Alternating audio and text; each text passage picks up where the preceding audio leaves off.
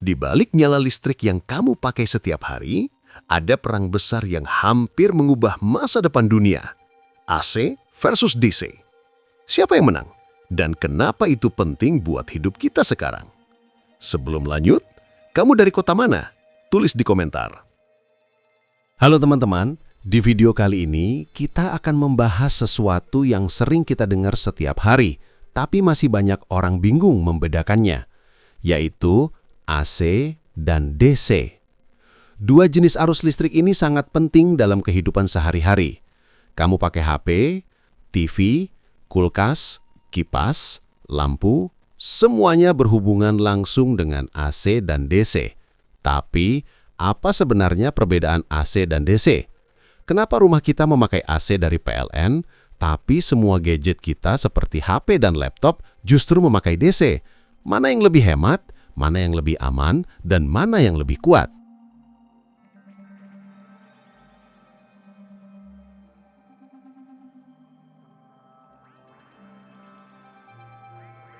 Pertama, kita bahas AC dulu.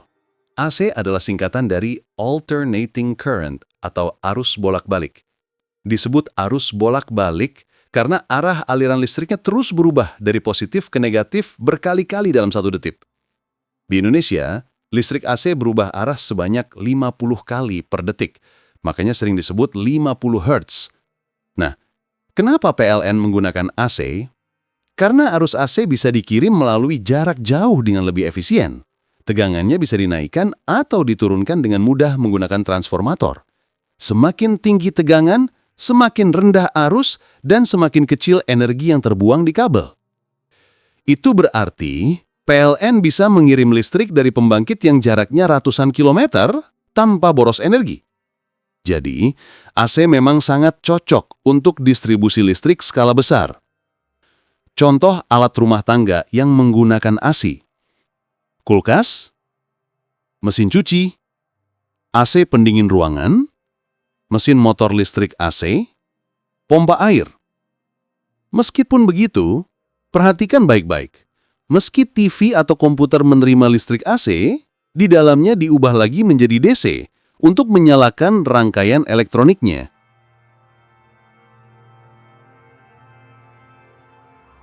Kelebihan utama AC adalah bisa dikirim jauh tanpa boros energi. Ini cocok untuk sistem kelistrikan negara.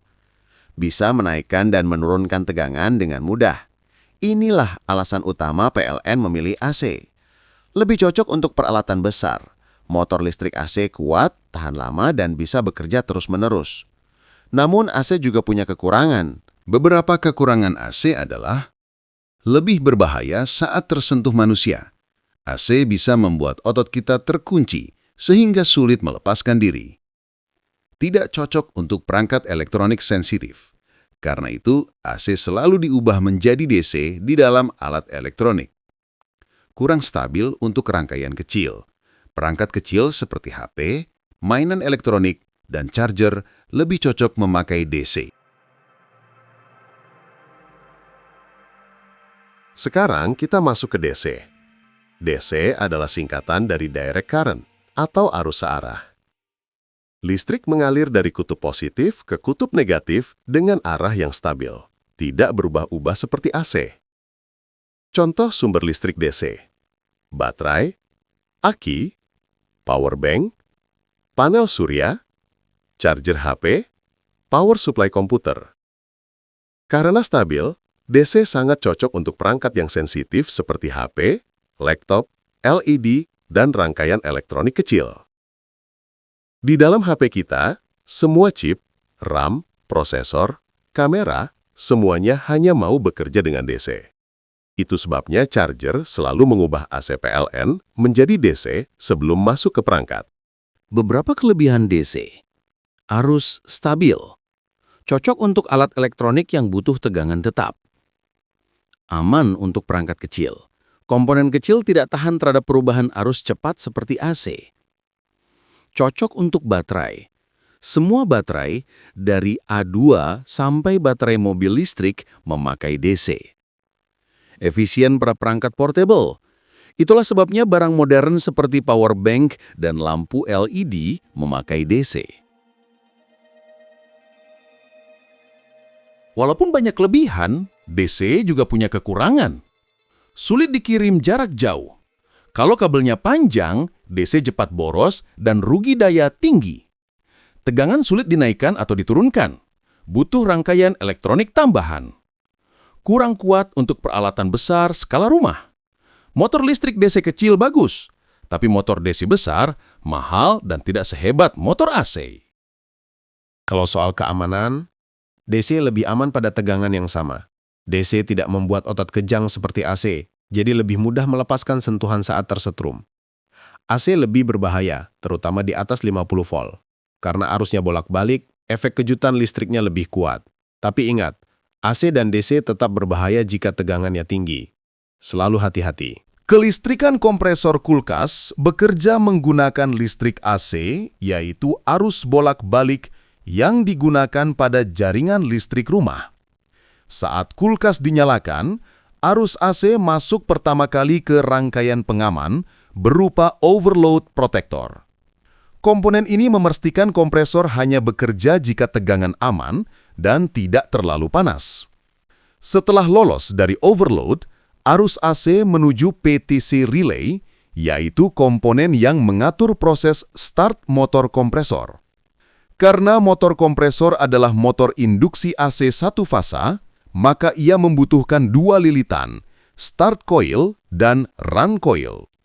Pada awal penyalaan, PTC menghubungkan arus AC ke kedua lilitan sekaligus, sehingga motor mendapat torsi awal yang kuat untuk memutar piston kompresor.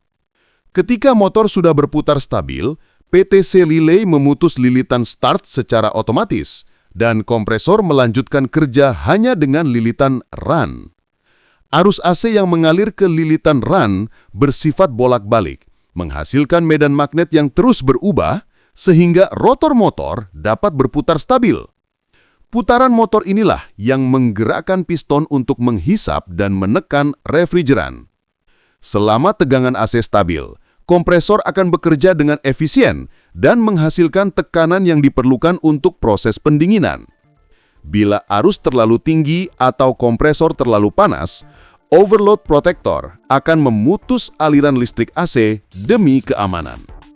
Itulah pembahasan lengkap tentang perbedaan AC dan DC dengan bahasa yang mudah dimengerti. Semoga setelah menonton ini, kamu tidak bingung lagi mana AC dan mana DC, serta kenapa keduanya sama-sama penting. Kalau kamu suka konten seperti ini, jangan lupa tinggalkan komentar. Terima kasih sudah menonton, dan sampai ketemu di video berikutnya.